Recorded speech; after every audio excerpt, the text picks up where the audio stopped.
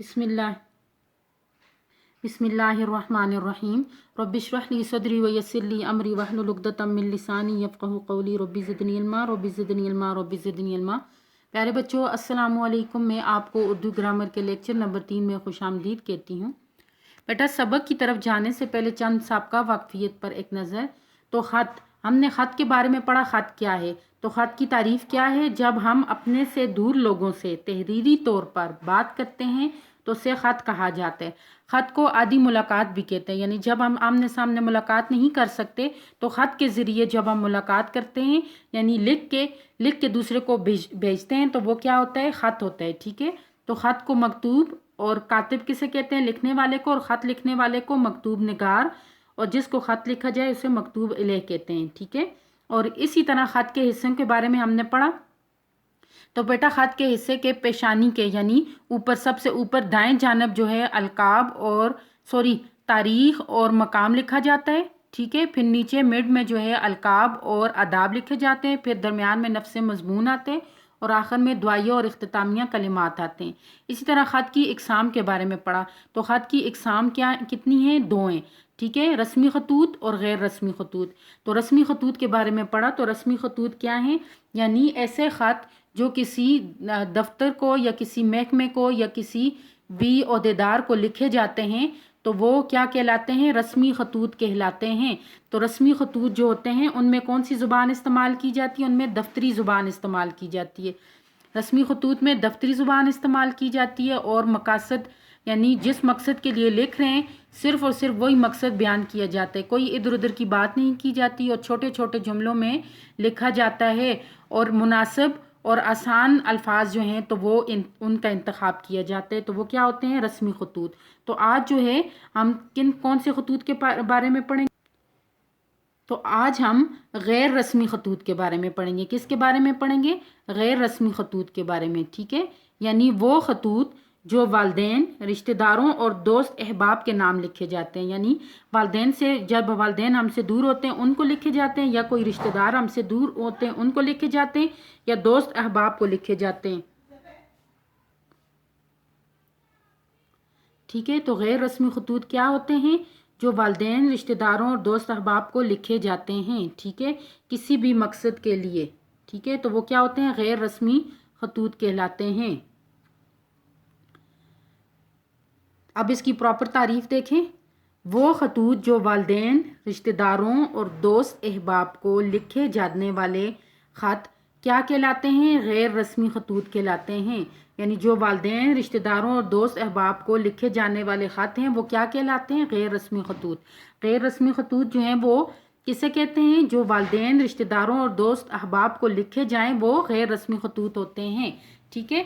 तो गैर रस्मी खतूत में आम बोल चाल की ज़ुबान इस्तेमाल की जाती है, यानी दफ्तरी ज़ुबान नहीं बल्कि कौन सी ज़ुबान? आम बोल चाल की ज़ुबान इस्तेमाल की जाती है। तो बेटा, इसी तरह ख़त लिखने के उसूल व ज़वाबित भी होते हैं। ठीक है। तो ख़त लिखते वक्त चंद निकात को मद्देनज़र रखें। कौन कौन से निकात हैं?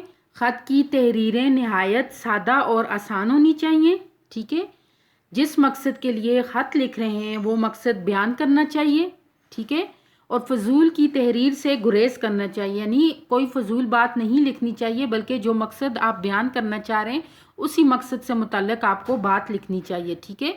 और जो गैर रस्मी खतूत होते हैं उनका अंदाज दोस्ताना होता है।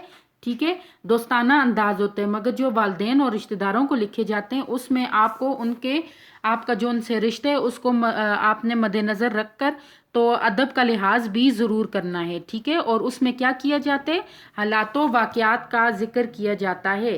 क्या ज़िक्र किया जाता है? हालातों वाक़यात का ज़िक्र किया जाता है। तो अब हम दोबारा आते हैं। अब हम आते हैं ख़त के हिस्सों की तरफ। ठीक है।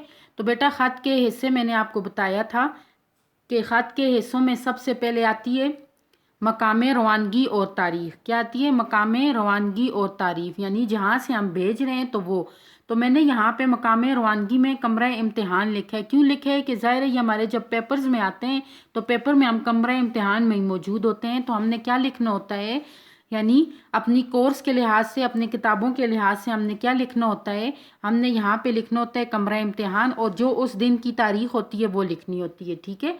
اور اس طرح جو ہے تو یہ ہمارا کیا ہوگا مقام روانگی اور تاریخ. اور یہ صفحے کے دائیں جانب ہوتی ہے، جس طرح میں نے ادھر لکھا ہو یہ پورا ایک صفحہ ہے، ٹھیک ہے، اور یہ اس کے دائیں جانب ہے، ٹھیک ہے نا. اسی طرح پھر ہم آگے آتے ہیں القاب اور آداب کی طرف. تو القاب میں کیا آتا ہے، یہ کیا ہے، یہ القاب ہے، ٹھیک ہے، یعنی جو بھی رشتے ہے اس رشتے سے ہم جب بلاتے ہیں تو القاب ہے. القاب کے آگے جو ہے یہ ندائیہ کی علامت ہوتی ہے، اور اسی طرح سلام کے آگے بھی ندائیہ کی علامت ہوتی ہے، ٹھیک ہے. یہ القاب ہے، پیارے ابا جان کو لکھ رہے ہیں، اور ساتھ ہم آداب سے السلام علیکم کہہ رہے ہیں، ٹھیک ہے. پھر ہم آتے ہیں نفس مضمون کی طرف. تو بیٹا نفس مضمون دیکھیں، میں خیریت سے ہوں، امید کرتی ہوں کہ آپ بھی خیریت سے ہوں گے. کل ہی مجھے بھائی جان کا خط ملا جس سے معلوم ہوا کہ آپ ہر وقت بیمار رہتے ہیں اور اپنی صحت کا بالکل خیال نہیں رکھتے. ابا جان آپ اپنی صحت کا خیال رکھیں اور دوائی وقت پر لیا کریں. اللہ تعالیٰ آپ کو صحت کاملہ عطا فرمائے، آمین. آپ کی صحت کے لیے ہمیشہ دعاگو رہوں گی. سب گھر والوں کو سلام. بیٹا آپ نے دیکھا ہوگا جہاں جہاں ختمہ آ رہا ہے میں نے ختمہ ڈالے، جہاں ندائیہ آ رہے ہیں ندائیہ ڈالے، اور اسی طرح یہ بریکٹ میں آمین لکھا ہے. تو آپ نے بھی رموز اوقاف کا خیال رکھنا ہوگا، ٹھیک ہے. پھر آتے ہیں دعائیہ کلمات کی طرف. پھر آخر میں ہم دعائیہ کلمات کے ساتھ یعنی وسلام اور اختتام کس پر کرتے ہیں، اپنے نام کے ساتھ. اور پیپر میں جب بھی ہم لکھتے ہیں تو پیپر پیٹرن کے حوالے سے ہمیں اپنا نام نہیں لکھنا ہوتا بلکہ الف با جیم لکھنا ہوتا ہے. کیا لکھنا ہوتا ہے، الف با جیم لکھنا ہوتا ہے. اوپر کمرہ امتحان ہوتا ہے اور ادھر کیا ہوتا ہے، الف با جیم ہوتا ہے. تو یہ تھے خط کے حصے. تو اب آخر میں نے آپ کو پچھلے میں لیکچر میں بھی بتایا تھا کہ خط کے لفافے میں اس طرح ڈال کر پھر خط کے لفافے کے سائڈ بیک پہ، ٹھیک ہے، ہم ایڈریس لکھتے ہیں، ٹھیک ہے، جو بھی پتہ ہے جہاں ہم بھیج رہے ہیں اس کا پتہ لکھتے ہیں، ٹھیک ہے. پتہ لکھنے کے بعد آپ آ جائیں خط کے مدارج کی طرف. تو بیٹا یہ ہمارے اہم نکات بھی ہیں، ٹھیک ہے، کہ ہم نے خط کا تمام سارا پیچھے ہم نے پڑھا، خط کیسے لکھا جاتا ہے، کس طرح جو ہے اس کے حصے کتنے ہیں، یہ ساری چیزوں کے بارے میں. تو اب یہ جو میں نے اپنے ہاتھ سے لکھا ہوا ہے تو آپ یہ دیکھ لیں کہ آپ کو کاپی پہ کس طرح لکھنا ہوتا ہے یا آپ کو پیپر میں کس طرح لکھنا ہوتا ہے. سب سے پہلے تو آپ نے یہ مارجن لائنز لگانی ہوتی ہیں، ٹھیک ہے. مارجن لائنز لگانے کے بعد آپ نے کیا کرنا ہوتا ہے کہ یہ کیا ہے، یہ مقام ہے. میں نے آپ کو بتایا تھا نا کہ دائیں جانب صفحے کے دائیں جانب آپ نے مقام لکھنا ہوگا. مقام کیا ہے، کمرہ امتحان ہے. نیچے آپ نے کیا لکھنا ہے، تاریخ لکھنی ہے. کیا لکھنا ہے، تاریخ لکھنی ہے. یہ دیکھ لیں پیج کو آپ اسی طرح، پیج کے اس سائڈ پہ کیا آئے گی، مقام اور تاریخ آئے گی، ٹھیک ہے. پھر درمیان میں کیا آئے گا، پیارے ابا جان، اور اس کے آگے علامت ندائیہ یہ ڈالی ہوئی علامت ندائیہ آئے گی، ٹھیک ہے. اور اس کے بعد جو ہے السلام علیکم، سلام یعنی آداب آئے گا. میں نے آپ کو چوتھا جو بتایا تھا وہ کیا بتایا تھا، آداب. اور آداب کے بعد یہ کیا ہے، علامت ندائیہ ہی آپ لگائیں گے، ٹھیک ہے. اور اس کے بعد ہم آتے ہیں نفس مضمون کی طرف. تو وہ یہاں سے یہاں تک ہے، ٹھیک ہے. آپ دیکھیں میں خیریت سے ہوں، امید کرتی ہوں کہ آپ بھی خیریت سے ہوں گے. سب سے پہلے خیریت جو ہے وہ معلوم کی جاتی ہے اور بتائی جاتی ہے. اس کے بعد جو ہے خط لکھنے کا مقصد بیان کرنے کے لیے تمہید باندھی جاتی ہے، ٹھیک ہے. کل ہی مجھے بھائی جان کا خط ملا جس سے معلوم ہوا کہ کیا معلوم ہوا کہ آپ ہر وقت بیمار رہتے ہیں اور اپنی صحت کا بالکل بھی خیال نہیں رکھتے. یہ سب سن کر بہت افسوس ہوا. ابا جان اب دیکھیں اوپر پہلے وہ مقصد بتا دیا، اب نیچے جو ہے تو جو بھی ان سے بات کرنی ہے پھر دوسرے پیراگراف میں شروع کرنے ہیں. پھر علامت ندائیہ آ گئی، آپ اپنی صحت کا خیال رکھا کریں اور دوائی وقت پر لیا کریں. اللہ تعالیٰ آپ کو صحت کاملہ عطا فرمائے، آمین. پھر دعا کی ان کے لیے، ٹھیک ہے. پھر کیا کہا کہ آپ کی صحت کے لیے ہمیشہ دعاگو رہوں گا. یہ دعائیہ کلمات ہیں، ٹھیک ہے. تو ان کو علیحدہ لائن پہ لکھنے. سب گھر والوں کو سلام آخر میں ختمہ ضرور ڈالنے. پھر آخر میں وسلام آپ کی بیٹی علی باجیم. یہ کمرہ امتحان میں ہم جب بھی لکھتے ہیں پیپرز میں تو ہم ایسے ہی لکھتے ہیں کہ ہم اوپر مقام روانگی جو ہے اس میں کمرہ امتحان لکھتے ہیں اور اپنے نام کی جگہ علی باجیم لکھتے ہیں.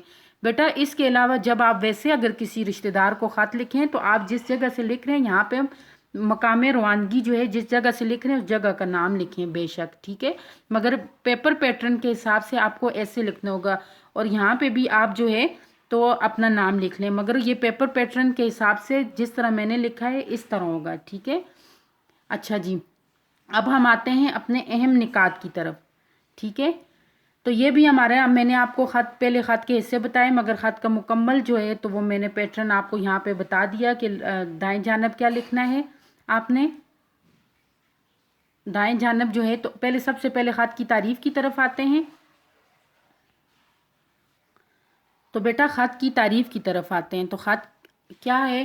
ख़त एक तहरीरी मुलाकात है, जब दो लोग आपस में आमने सामने बात कर सकते हैं, मगर जब दो लोग आमने सामने बात नहीं कर सकते तो वो उस सूरत में तहरीरी राब्ता करते हैं। तो तहरीरी राब्ता क्या होता है? तहरीरी मुलाकात होती है, जिसको आदि मुलाकात भी कहा जाता है।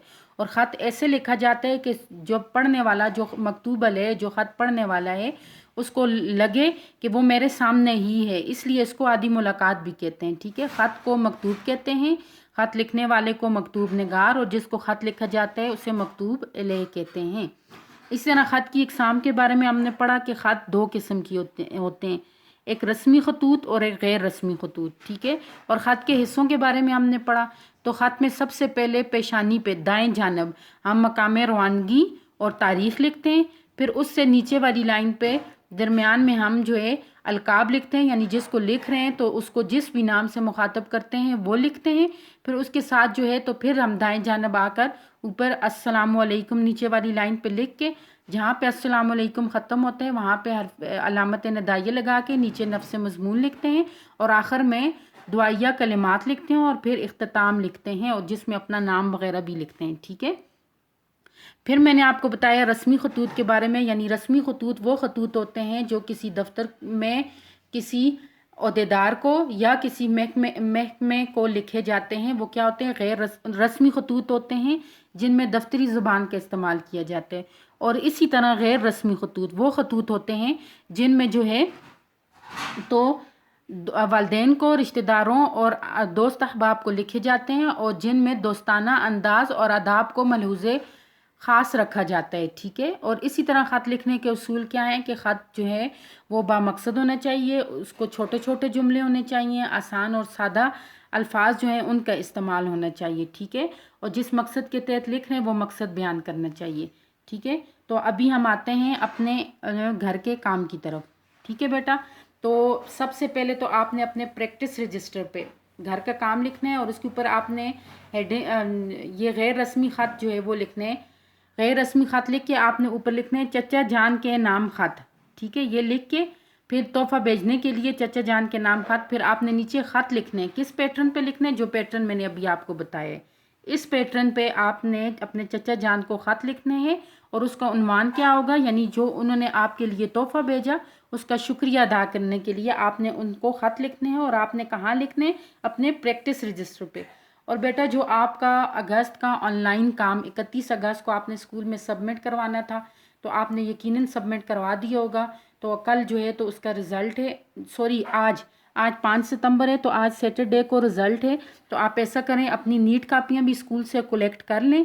ठीक है, 2 बजे से पहले पहले, और आप जो है तो अपने रिज़ल्ट भी स्कूल से कलेक्ट कर लें। ठीक है, 5 सितंबर की डेट आपको दी गई थी, आज 5 सितंबर है, तो आज आप अपना होमवर्क भी, अपनी नोटबुक भी और अपना रिज़ल्ट भी स्कूल से कलेक्ट कर लें। ठीक है, ताकि मंडे से प्रॉपर जो है हम आप दोबारा से नीट कापी पर काम कर सकें। ओके बेटा, अपना ख्याल रखना है। अल्लाह हाफिज़।